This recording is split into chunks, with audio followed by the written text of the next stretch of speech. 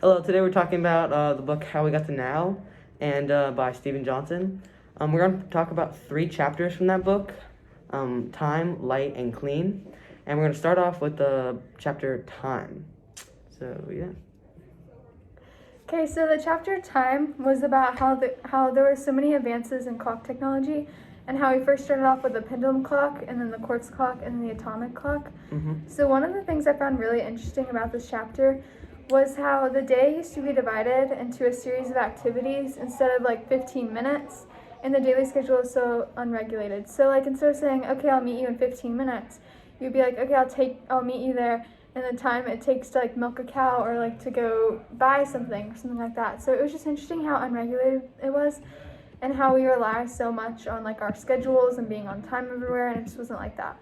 Meeting times were set by the movement of the sun, and time was measured by the daily tasks required to work the land. For example, if I wanted to arrange a meeting with someone in 15 minutes' time, I might say something like, "I'll see you in the milking of a cow." Yeah, I agree. So, so I think a better example, not better, but like an example from today's time is kind of like contractors. So contractors don't get paid on necessarily hourly, but they get paid on the work they do, and they do their stuff like for themselves. So like someone get paid for like not being a contractor, but someone getting paid for like painting your house or like setting up a TV or something like that. And so they're getting paid on what they do and not actually like how much they do of like an hourly job. So like you just pay them a certain amount for that whole entire thing. Doesn't matter how long it takes. Doesn't matter how much money it takes. Basically, it's just a set price. Is that actually how contractors do that? Not always, but sometimes, yeah.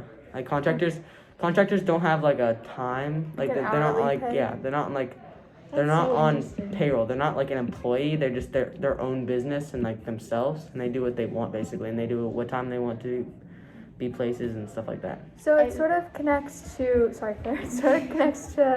light, and how it was mentioned in the light chapter how there would be you'd sleep for a few hours and then you would wake up again and do something and then you would go sleep again. So it sort of connects. Yeah. Based all on like when the sun rises and when the sun sets. Mm-hmm. Like we rely so much on time now. Like school starts at 8:30 now. Like after the sunrise, it doesn't like in the olden times. Well, they probably didn't even have. Well, they would have school. Yeah, they did have school. But yeah, so like it's interesting. So like we all go to bed past dark time, like when the sun sets and when the moon comes out. Back then, like they didn't have any light. There was no like artificial light that they could just turn on their lamp or like turn on their lights in their house. They had to get like candles. And so also going back to like before, like the first ever light was just like pig fat and it smelled as smoky. But then the candles. But then these people, they got like shipped off to sea or like they got blown by the wind and stuff.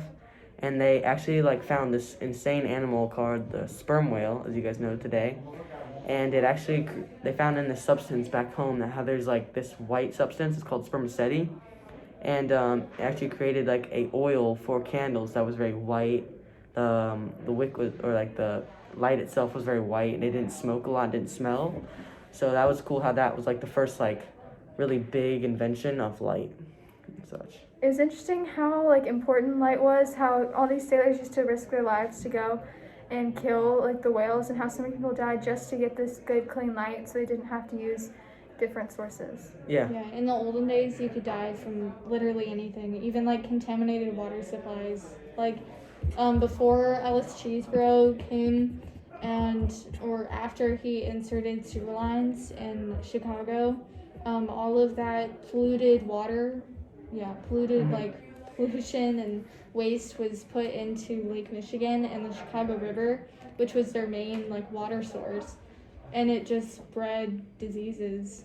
Yeah, like you can't drink like if we drink even like lake water, it's kind of disgusting. But it doesn't have like fecal matter or like anything really disgusting. But back then, like they had to drink that water, and that was just the norm though. So like, just crazy how like dirty that water was. Yeah, and that led to how John Leo put chlorine in the Jersey City reservoirs.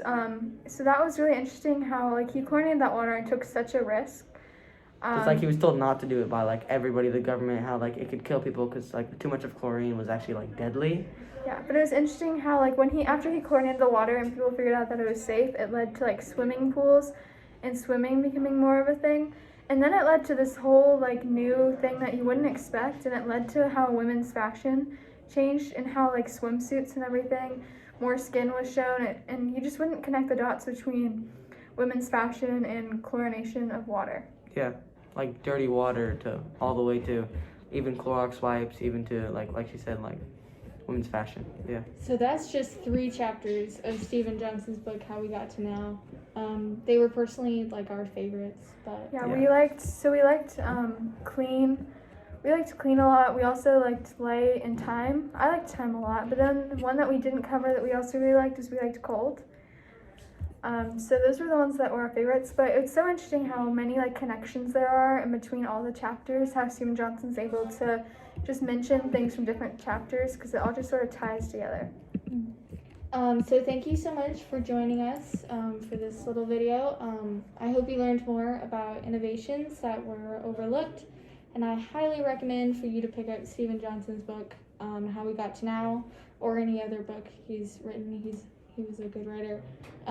Thanks. Yeah, thanks for watching.